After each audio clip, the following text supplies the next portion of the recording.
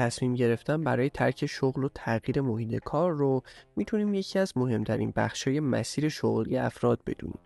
بروز مشکلات و چالش‌ها توی محیط کار هیچ وقت قابل اجتناب نیست و توانایی کار کردن تحت چنین شرایطی یکی از مهارت‌های لازم برای موفقیت توی شغله.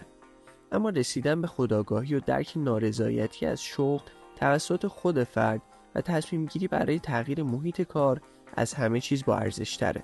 توی این ویدیو به مهمترین نشونه های تغییر شغل میپردازیم. 1. مهارتاتون بلا استفاده موندن. یکی از نشونه‌های مهم تغییر شغل اینه که اون شغل دیگه براتون چالش جدیدی به همراه نداره، به خصوص اگر درخواست شما برای استفاده از مهارت‌های دیگه‌تون توسط مدیرا و سرپرستا نادیده گرفته میشه. 2. فرصتی برای رشد توی محیط کار وجود نداره. یکی دیگه از نشونه‌های تغییر شغل اینه که نمیتونید فرصت رشدی رو برای خودتون توی اون سازمان ببینید. وقتی درباره فرصت رشد حرف میزنیم، منظورمون صرفاً ارتقای شغلی نیست. رشد در مسیر شغلی میتونه از راه‌های مختلفی اتفاق بیفته. 3. شغلتون در راستای علاقتون نیست. بهترین حالت کار کردن وقتی اتفاق میفته که اصلا متوجه کار کردن نشین. این اتفاق تنها زمانی میفته که شما نسبت به شغلتون اشتیاق داشته باشید. اشتیاق نسبت به کاری که انجام میدید میتونه باعث ایجاد حس رضایت فوق‌العاده توی شما بشه.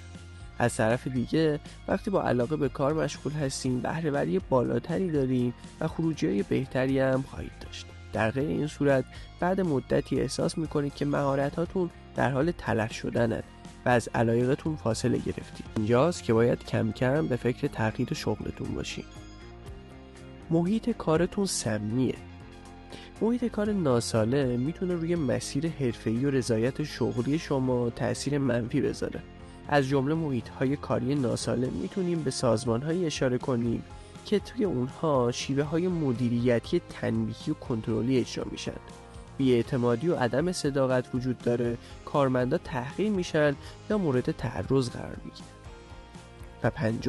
حد و مرزهای اخلاقیتون زیر پا گذاشته میشه.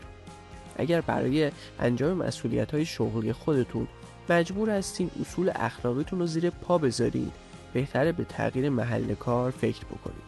حتی اگر به نظر میرسه برای از دست ندادن شغلتون ناچار هستین چارچوب‌های اخلاقی خودتون رو نادیده بگیرین، بهتره به این فکر کنین که چنین شرایطی میتونن در پیدا کردن شغل‌های بعدی و مسیر حرفه‌ای شما تأثیر منفی بذارن.